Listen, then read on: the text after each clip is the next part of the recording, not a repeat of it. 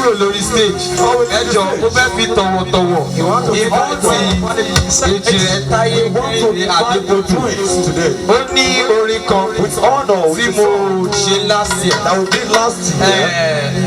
tí mo dẹ̀ máa like láti ṣe pẹ̀lú olórí stage. Studio tí mo ti lọ produce orin yẹn nígbà tá a lọ nìbàdàn wọ́n ní there was a particular place tí mo take ní orin yẹn the producer just ask me ṣe máa ń gbádé gbódù mo níbẹ̀ ó ní ó hàn ẹ jọ mo fẹ́ fi tọ̀wọ̀tọ̀wọ̀ ṣe ọmọdádì my living legend èjì rẹ̀ táyé kẹ́hìndé adégbòdù lórí yẹn ó jórin tó simple gan fẹ́ pé ẹ má lè bá mi focus ẹ máa rí pé ó jẹ́ orin ẹ máa fẹ́ràn tó wà ní ọ̀nà yín. And it's on your way every day.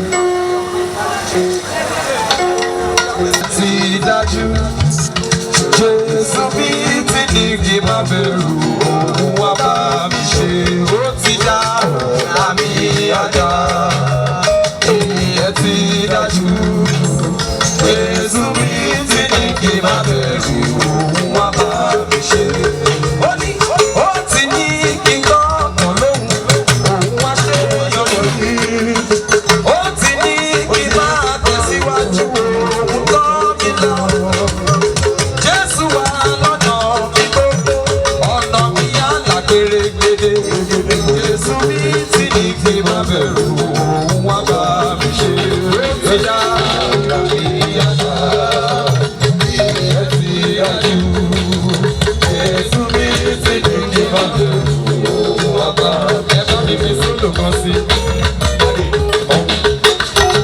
Ìwé mímọ́ ló sọ fún mi pé àwọn tó fomi jẹ́ fúrúùtì òró ló ti di dandan wọn yóò fa yọká èmi tí mo fomi jẹ́ fúrúùtì ó pàṣẹ Ọlọ́run ló jẹ́ fa yọká ó tún já kó ṣeé ṣe ẹkún bá padà lẹ́kọ̀ọ́ àṣàyọ̀ àtẹ̀lé lóhùn ó ṣe Ọlọ́run wá kébì débi ọ̀la mi yáda. ọkọ mi balẹ̀ mo ráyè ké. Jésù mi lórí òkú yọ. ọkọ mi balẹ̀ ọ̀la mi yáda. ọ̀rọ̀ mi lẹ́yìn òkú yọ. ó fún mi lórí òkú yọ. ọkọ mi balẹ̀ This is sum of 150,000 naira.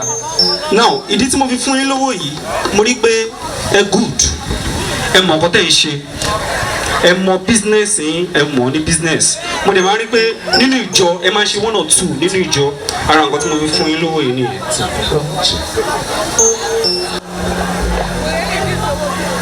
Táyé Afọlábí. Season ẹ ti lọ. Dúpẹ́.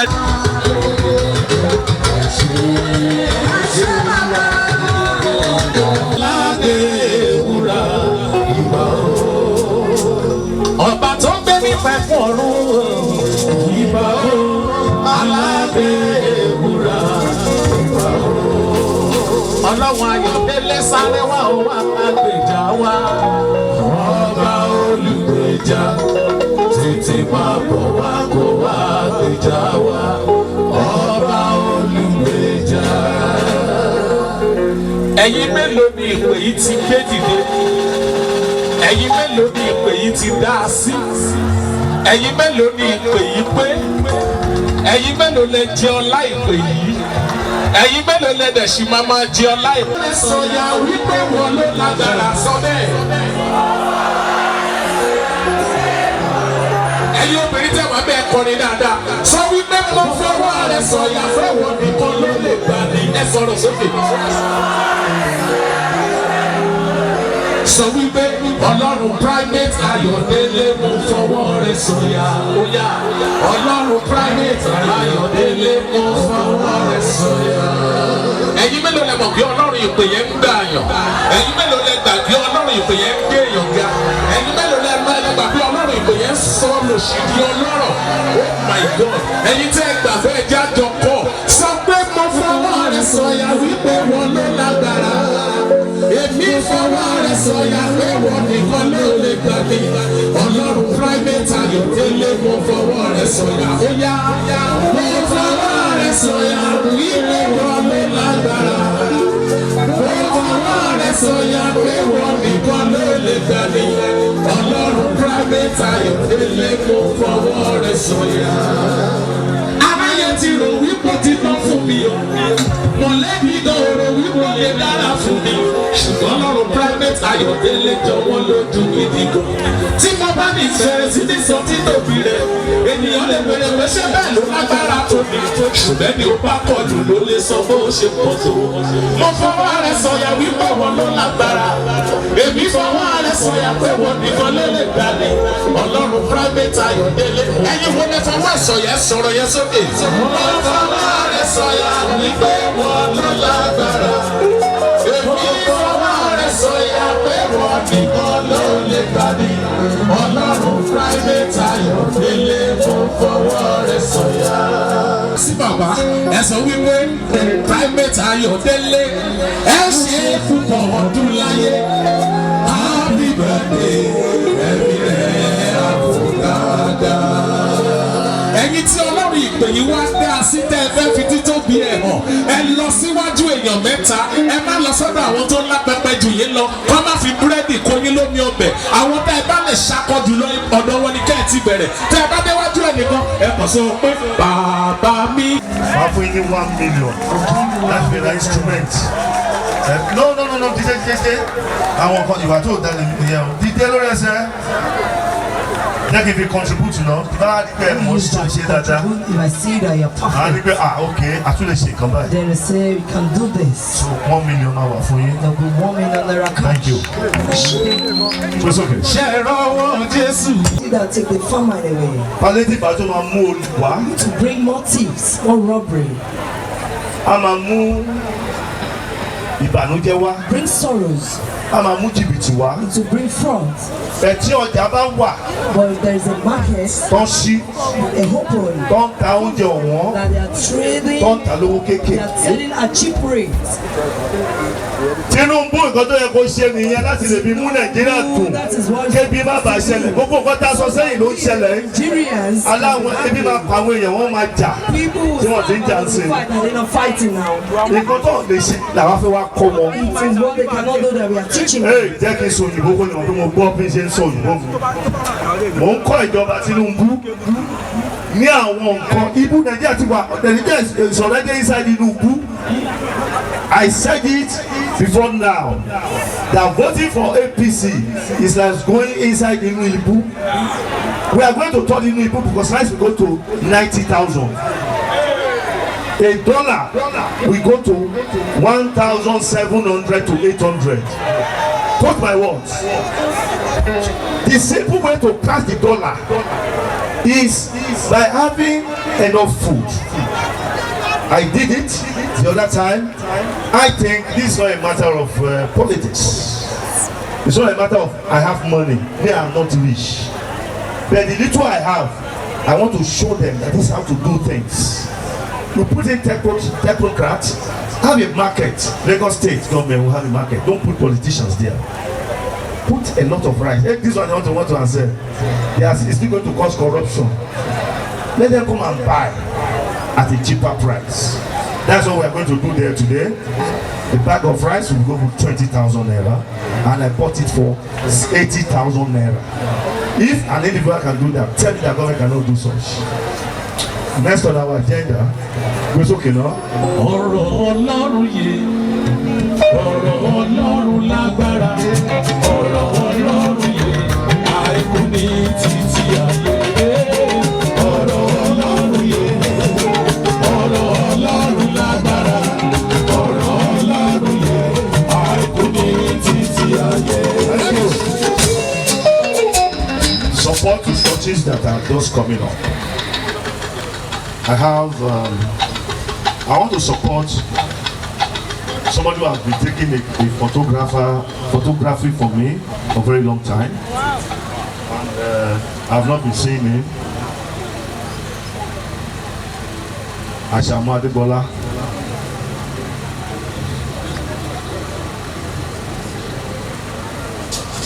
It's just to, I don't know what you want to do with this. It's just the beginning. When you put small into it, when it gets results, let me know. This is just $500,000 to support you to start doing something. Thank you. Then let me call it church. Venus Church. Venu. Alright, it's not there. Mama Obasoya Church. Mama Obasoya. Venu, this $500,000 to support the church. Thank you.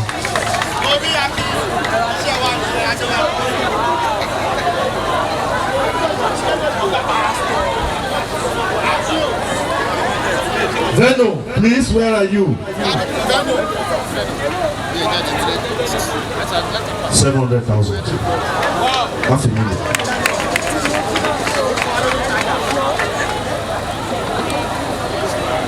Long programs. We are going to hand it on the 18th. But I want to open one car for a journalist today who have been with me for a very long time. I remember Ichiro. Where is Ichiro here? No, not you. I know it's you. But it's not you I'm going to give now. Your own will come soon. Just soon. I'm just reminding you. Now I have the singular honor to invite the man who have been very constant, who wants me, who have seen me as his father. Wale Lawal, the Catholic. He spoke to me 2 days ago. I was even telling you, oh my God. I want simple thing. Come at the man, she didn't expect we can observe. One they say, one read wrong, so one read. Yes, car.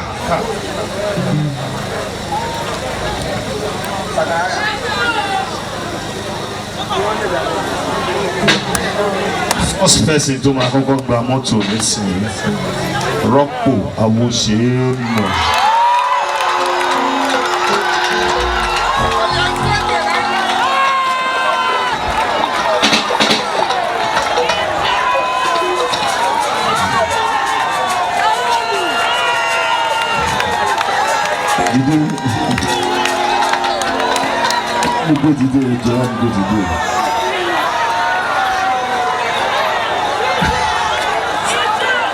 It's okay.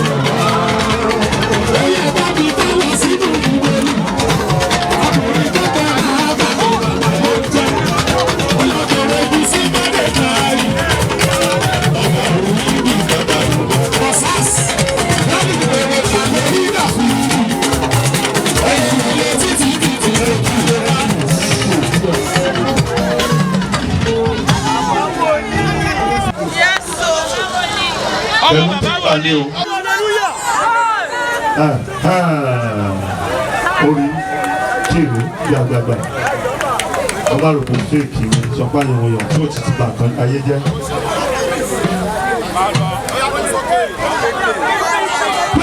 Kiri Olúwa ti ṣe ohun táyé rẹ̀ tó lè lálejò, ohun táyé rẹ̀ tó lè lálejò. Kiri Olúwa ti ṣe.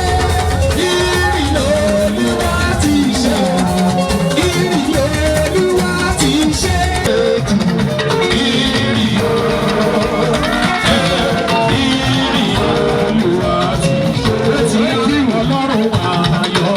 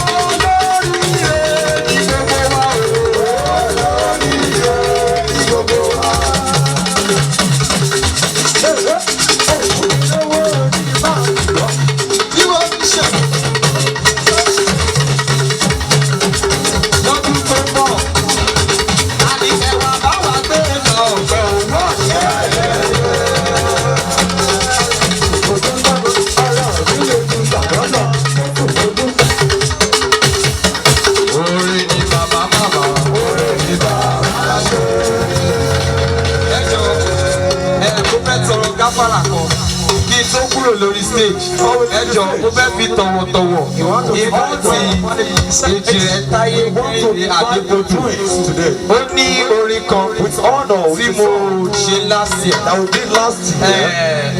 tí mo dẹ̀ máa like láti ṣe pẹ̀lú olórí stage studio tí mo ti lọ produce orin yẹn nígbà tá a lọ nìbàdàn wọ́n ní there was a particular place tí mo take ní orin yẹn the producer just ask me ṣe máa ń gbadé gbódù mo níbẹ̀ ó ní ó hàn ẹ jọ mo fẹ́ fi tọ̀wọ̀tọ̀wọ̀ pé ọmọdádì my living legend èjì rẹ̀ táyé kẹ́hìndé adégbòdù orin yẹn ó jórin tó simple kan fẹ́ pé ẹ má lè bá mi fowó sí ẹ máa rí pé ó jẹ́ orin ẹ máa fẹ́ràn tó wà ní ọ̀nà yìí. And it's on your way every day.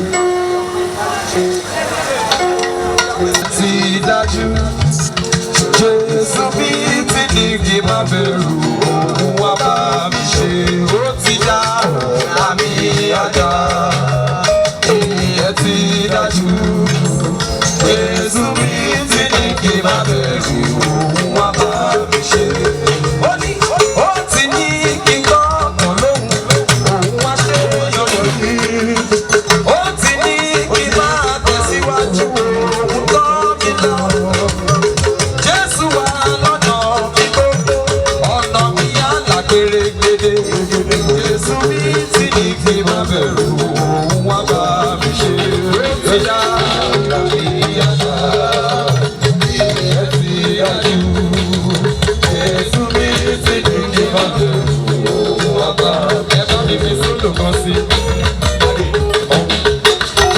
Ìwé mímọ́ ló sọ fún mi pé àwọn tó fomi jẹ́ fúrúùtì òró ló ti di dandan wọn yóò fa yọká èmi tí mo fomi jẹ́ fúrúùtì ó pàṣẹ Ọlọ́run ló jẹ́ fa yọká ló tún já kó ṣeé ṣe lẹ́kùn bá padà lẹ́kọ̀ọ́ àṣàyọ̀ àtẹ̀lé lóhùn ó ṣe Ọlọ́run wá gbé mi débi ọ̀la mi yáda. ọkọ mi balẹ̀ mo ráyè gbé. Jésù mi lè mú yọ. ọkọ mi balẹ̀ ọ̀la mi yáda. ọkọ mi lè mú yọ. ó fún mi lóde òmò yọ. ọkọ mi balẹ̀ ráyè gbé. This is the sum of 150,000 naira. Now, ìdí tí mo fi fún yín lówó yìí, mo rí pé ẹ good, ẹ mọ̀ nǹkan tẹ́ ń ṣe, ẹ mọ̀ business yín, ẹ mọ̀ ní business. Mo dẹ̀ máa rí pé nínú ìjọ ẹ máa ṣe 1 or 2 nínú ìjọ, ara nǹkan tí mo fi fún yín lówó yìí nìyẹn.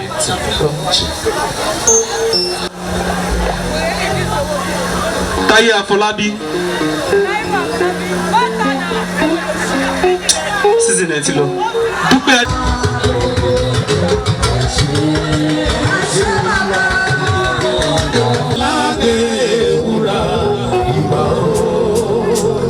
ọba tó ń gbé nífẹ̀ẹ́ fún ọ̀run ìbà o aládé ewúrà ìbà o.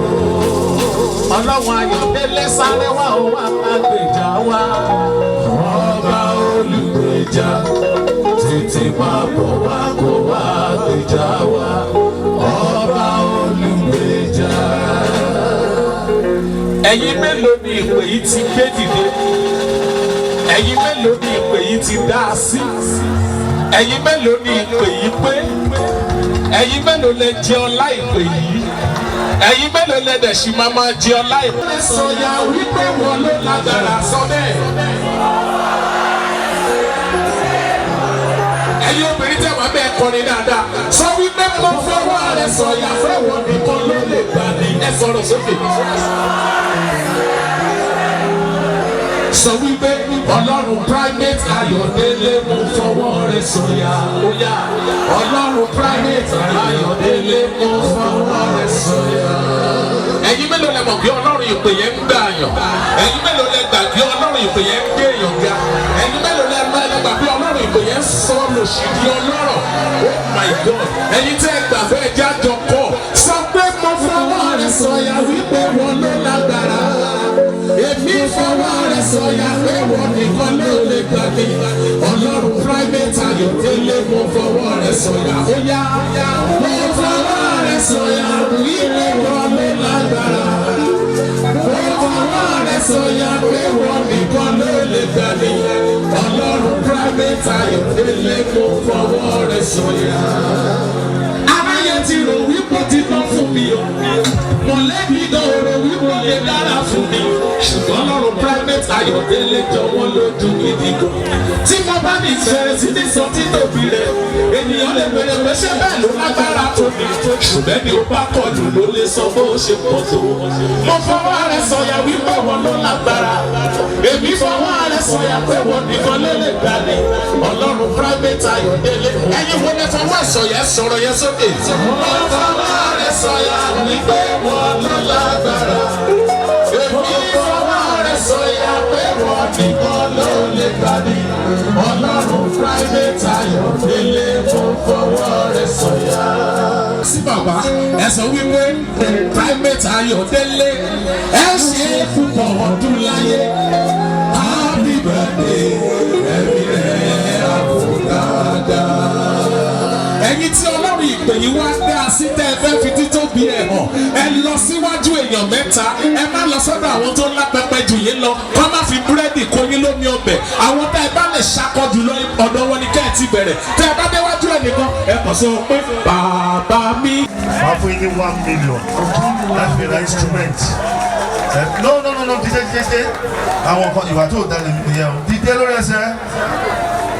Jẹ́ kí n fi contribute náà. Bá a dípẹ́ mo ṣe dáadáa. If I see that you're A ní perfect, pé okay, a tún lè ṣe nǹkan báyìí. then I say we can do this. So 1 million máa wà fún yín. There'll be 1 million naira cash. Thank you. It's okay. Ṣé ẹ rọ́wọ́ Jésù? See that take the famine away. Palliative àti máa mú olùwà. To bring more thieves, more robbery, A máa mú ìbànújẹ́ wá. bring sorrows, A máa mú jìbìtì wá. to bring fraud. Tí ọjà bá wà But if there is a market, tó ń ṣí, a open, tó ń ta oúnjẹ ọ̀wọ́n, that they are trading, tó ń ta lówó they are kéékèèké. selling at cheap rates. Tinubu nǹkan tó yẹ kó ṣe nìyẹn láti lè fi mú Nàìjíríà dùn. That is what Kébi má bàa ṣẹlẹ̀. Gbogbo nǹkan tá a sọ sẹ́yìn ló ń ṣẹlẹ̀. Nigerians, Aláwọn ebi máa pa àwọn èèyàn, wọ́n máa jà. people who Tí wọ́n ti ń jà stand sí. up to fight and they're not fighting now. Nǹkan tó lè ṣe làwọn fẹ́ wá kọ́ wọn. It is what they cannot do that we are teaching them. Ee, jẹ́ kí n sọ òyìnbó kó ní wọn pé mo gbọ́ bí n ṣe ń sọ òyìnbó mi. Mò ń kọ́ ìjọba Tinubu ní àwọn nǹkan. Ibu Nàìjíríà ti wà, Nàìjíríà is already inside Tinubu. I said it before now that voting for APC is like going inside Tinubu. We are going to turn Tinubu because rice will go to 90,000. A dollar will go to 1,700 to 800. Quote my words. The simple way to crash the dollar is by having enough food. I did it the other time. I think this is not a matter of politics. It's not a matter of I have money. Me, I'm not rich. But the little I have, I want to show them that this is how to do things. You put in technocrats, have a market. Lagos State government will have a market. Don't put politicians there. Put a lot of rice. Hey, this one I want to answer. Yes, it's still going to cause corruption. Let them come and buy at a cheaper price. That's what we're going to do there today. The bag of rice will go for 20,000 naira, and I bought it for 80,000 naira. If an individual can do that, tell me that government cannot do such. Next on our agenda, goes okay now. Ọ̀rọ̀ Ọlọ́run yé, ọ̀rọ̀ Ọlọ́run lágbára, ọ̀rọ̀ Ọlọ́run yé, àìkú ní títí ayé. Ọ̀rọ̀ Ọlọ́run yé, ọ̀rọ̀ Ọlọ́run lágbára, ọ̀rọ̀ Ọlọ́run yé, àìkú ní títí ayé. Support the churches that are just coming up. I want to support somebody who has been taking a photography for me for a very long time, and I've not been seeing him. Ashamu Adebola.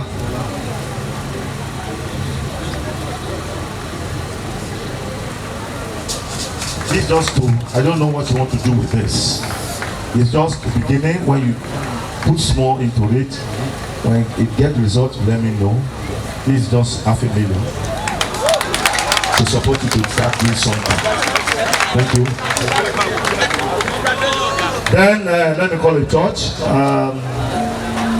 Venus Church. Venu. Alright, it's not there. Mama Obasoya Church. Mama Obasoya. Venu, this $500,000 to support the church. Thank you.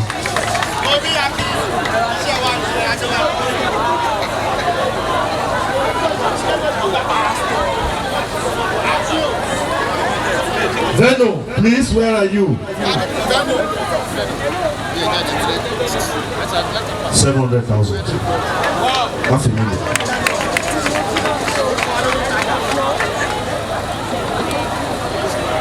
Long programs. We are going to end it on the 18th. But I want to open one car for a journalist today who have been with me for a very long time. I remember Ejiro. Where is Ejiro here? No, not you. I know it's you. But it's not you I'm going to give now. Your own will come soon. Just soon. I'm just reminding you. Now I have the singular honor to invite the man who will be very constant, who supports me, who I've seen as his father. Wale Lawal, the Catholic.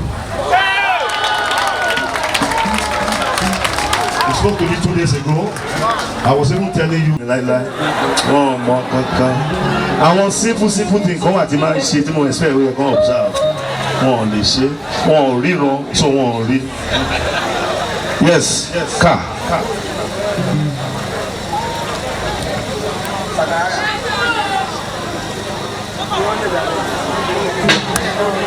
First person to my uncle Gramoto, listen. Rocco, I will say no.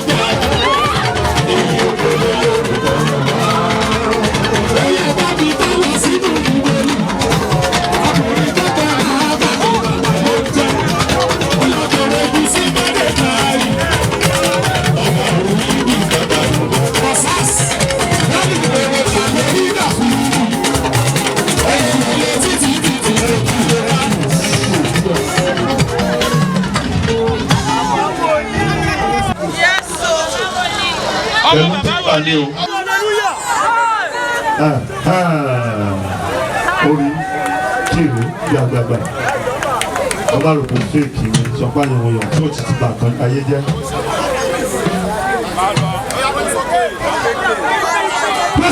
Kiri olúwa ti ṣe